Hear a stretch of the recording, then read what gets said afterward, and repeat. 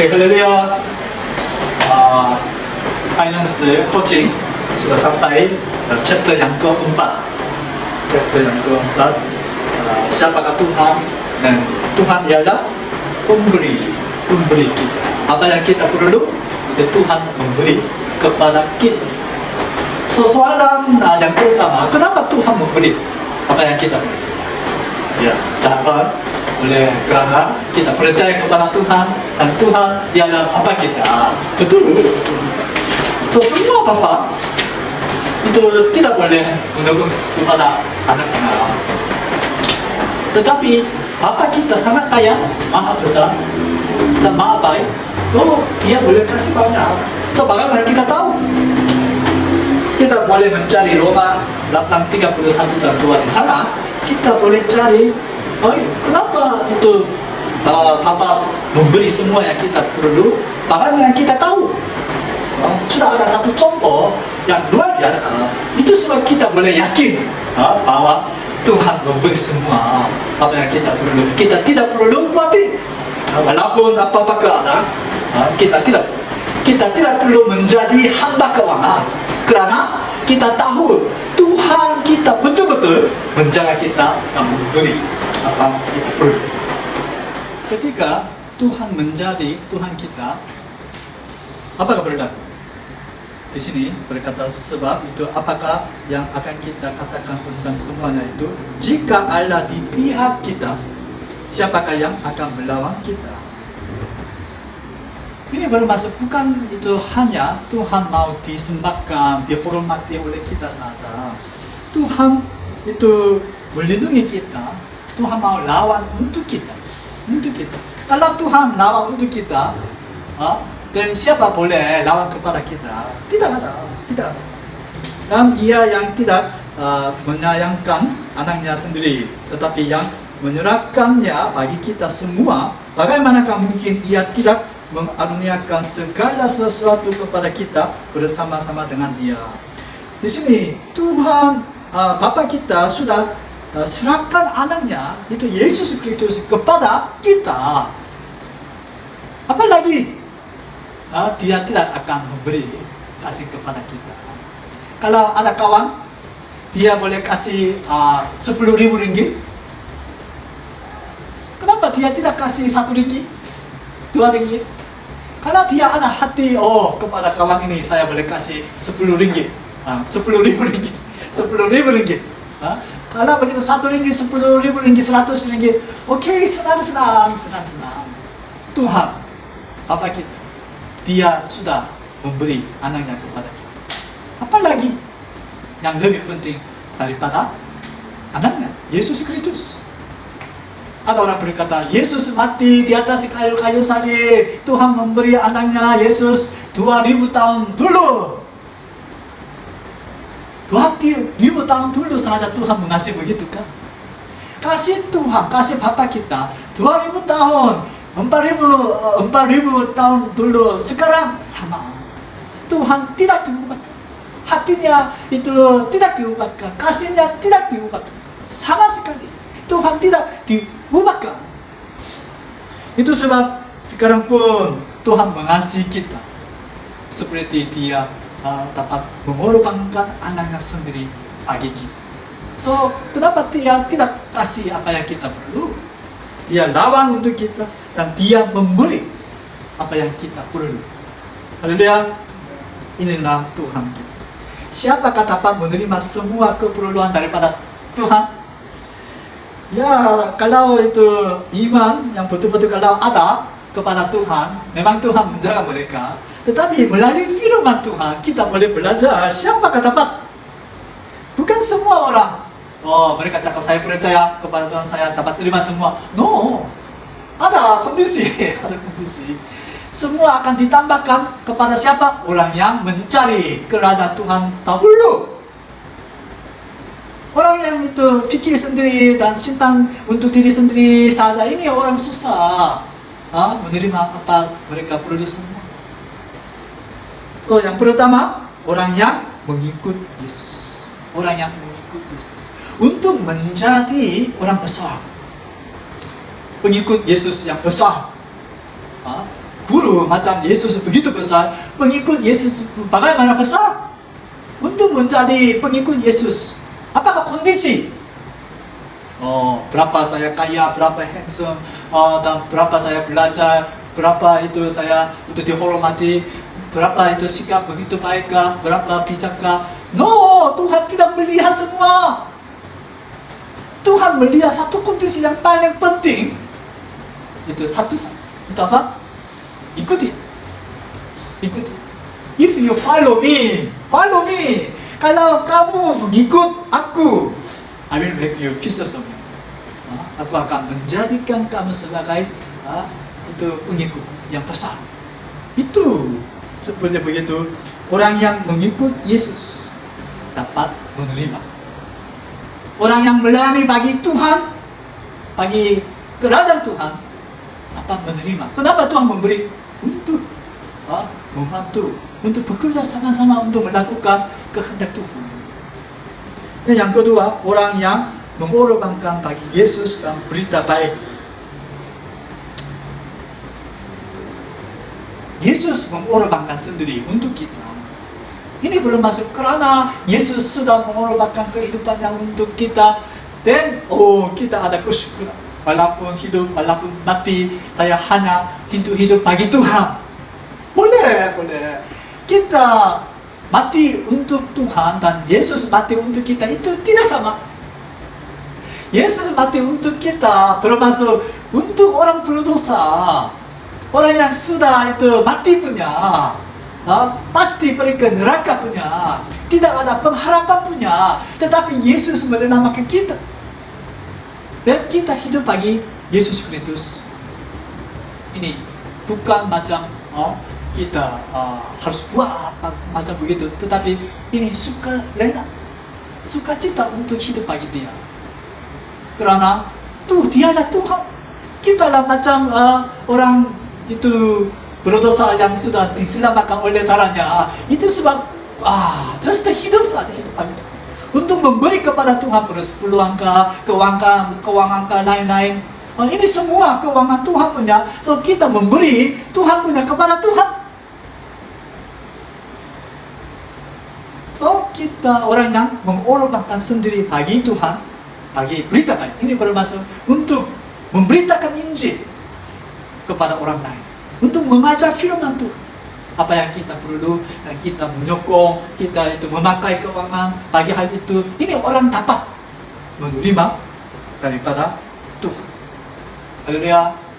Semua jemaat, kita harus hidup bagi Tuhan, mengorbankan sendiri bagi Tuhan, dan melayani, hidup bagi berita baik, misi. Dan Tuhan akan memberi apa yang kita perlu. My God will supply every need. Di sini berkata every need of yours according to His riches in glory in Christ Jesus. Ini bermaksud ini semua keperluan kita dapat ditambahkan kepada kita karena ada kekayaan di dalam Yesus Kristus. Melalui Yesus Kristus kita dapat menerima. Itu sebab kita harus mengikut Yesus. Kita harus hidup mengorbankan bagi Yesus Kristus. Dan siapakah Anda?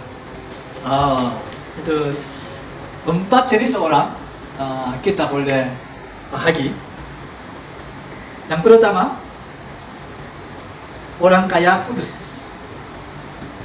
Ya, boleh bagi 2 atau orang kudus, orang tidak kudus. Orang kudus bermaksud orang yang percaya kepada Tuhan, orang yang tetap mengikut Tuhan, orang yang sudah diampuni oleh darah Yesus Kristus, orang yang sudah ada iman kepada Tuhan. Ini orang kudus. Tetapi orang kudus, di antara orang kudus ada orang kaya. Semua orang percaya, bukan semua kaya. Ada orang kaya, ada orang miskin. Ya. So, orang yang bekerja dan mereka dapat terima keuangan, gaji kah, bisnis kah, untung ada sana, boleh jadi kaya. Tetapi ada orang walaupun mereka percaya kepada Tuhan, tetapi mereka tidak bekerja untuk menerima keuangan, tetapi untuk melayani bagi Tuhan. Tidak terima keuangan, gaji tidak ada. Terus hidup bagi Tuhan, mengorbankan sendiri. Di sana ada orang miskin, tetapi mereka orang kudus. Kudus. Ini macam orang macam seperti pastor kah, missionary kah, macam begitu, orang yang full time melayani bagi Tuhan saja. Tetapi orang kaya kudus ini orang yang buat bisnis kah, orang yang bekerja untuk menerima gaji macam begitu. Dan orang yang duniawi, orang yang bukan percaya kepada Tuhan, itu pun ada dua jenis. Orang kaya dan orang miskin. Orang kaya duniawi, orang miskin duniawi. Orang kaya, di dunia orang tidak percaya pun ada orang banyak orang kaya. Tetapi duniawi, cara duniawi, bagaimana ambil keuangan dan pakai keuangan, ini pakai cara dunia. Tidak jujur, tipu. Dan di antara orang dunia juga ada orang miskin, senantiasa minta kepada orang lain. Dia tidak mau begitu rajin bekerja atau hidup, tetapi dia senang-senang hidup, tetapi minta banyak dan dia mau hidup saja. Siapakah Anda? Kalau Anda pilih di dalam 4 jenis orang, di manakah? Siapakah? Orang kaya kuduskah? Orang miskin kuduskah? Orang kaya duniawi? Orang miskin duniawi. Ada orang berkata, ada orang yang kaya, yang jujur. Semua orang percaya harus hidup sebagai orang kaya jujur. Ya, betul. Ambil keuangan pun jujur, pakai pun jujur, macam duit yang jujurlah, pakai saja.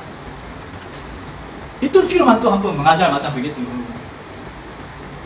Ini direction yang bagaimana kita harus menjaga keuangan. Dan ada orang juga cakap, kita harus menjadi orang senantiasa miskin jujur. Ada orang kaya jujur, orang kaya jujur, orang miskin jujur. Ada dua itu pendapat. Orang miskin jujur bermaksud kalau ada keuangan banyak, tidak boleh hidup dengan baik, tidak boleh jadi jujur, harus tipu, harus itu macam menjadi hamba keuangan. Itu sebab itu orang ada iman betul-betul tidak boleh jadi kaya.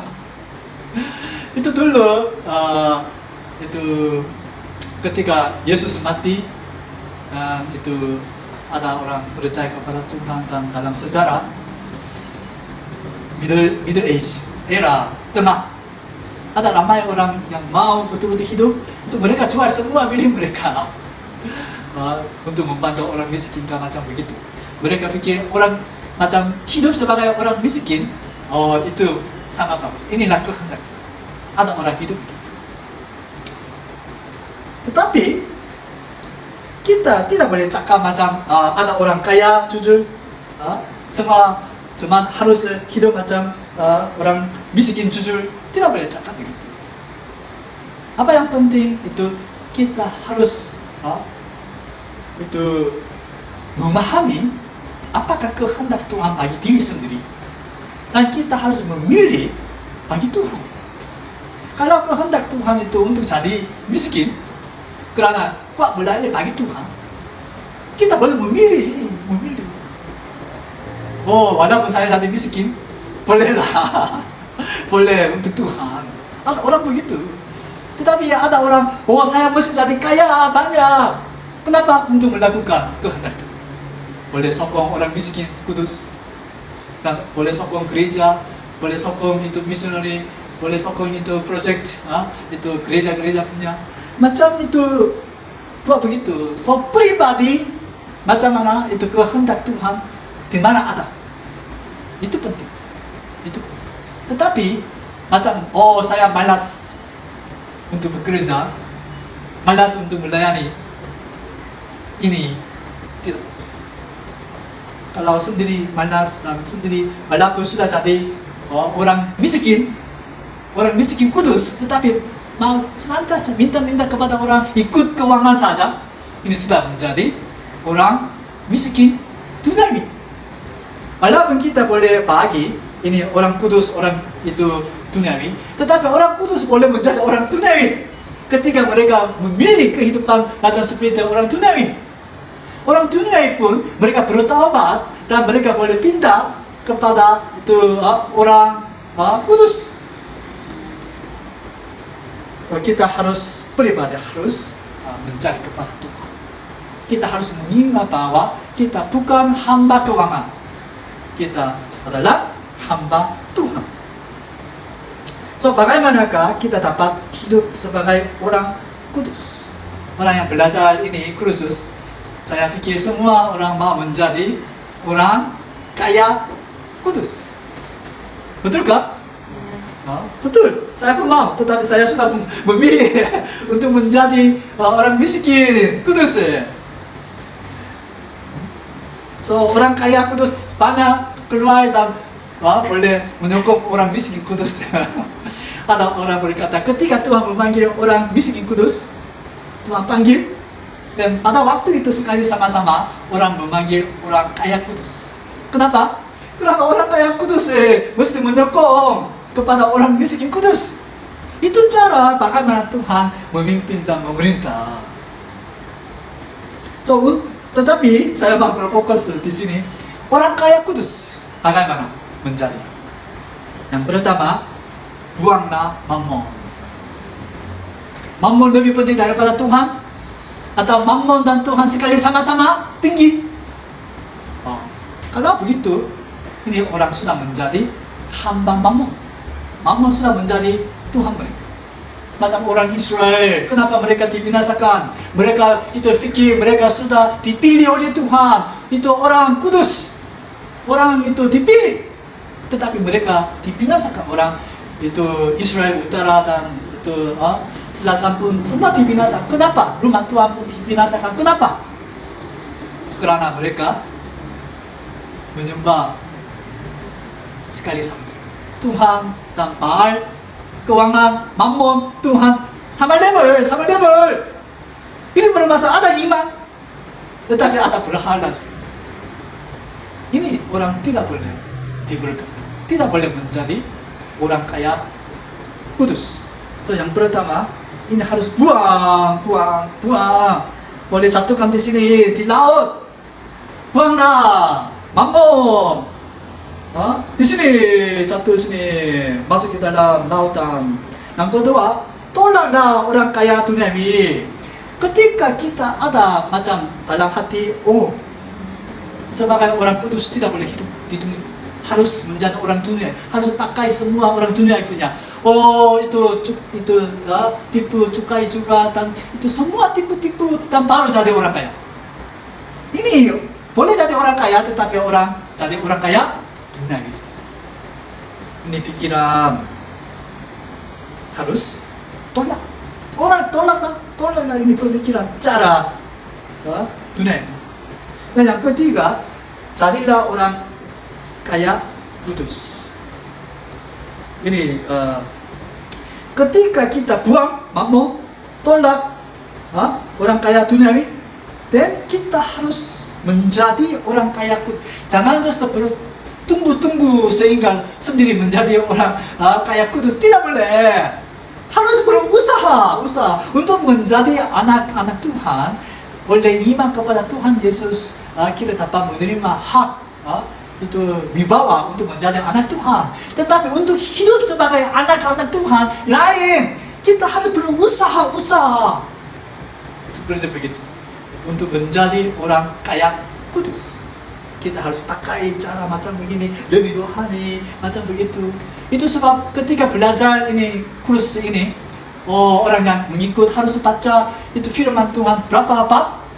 Lebih 10 bab setiap hari baca. Dan itu cuti itu firman Tuhan juga harus buat. Dan itu harus doa 1 jam macam doa begitu. Dan juga harus buat hal lain. Kenapa? Kalau kita tidak menjaga diri sendiri di dalam bahagia rohani, dalam berhubungan dengan Tuhan, kita tidak boleh menjadi orang kaya kudus. Kita harus menjadi kudus. Tak boleh menjadi orang kaya kudus. Keuangan itu boleh ditinggikan macam sama sekali level. Itu dengan Tuhan boleh lebih ditinggikan. Begitu keuangan ada kuasa. So yang keempat, sokonglah orang miskin kudus. Orang miskin kudus sudah dipanggil oleh Tuhan. Itu sebab Anda boleh menjadi orang kaya kudus. Yang kelima, hiduplah sebagai orang miskin kudus.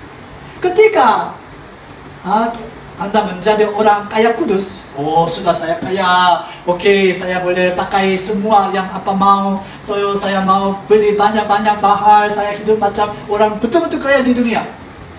Itu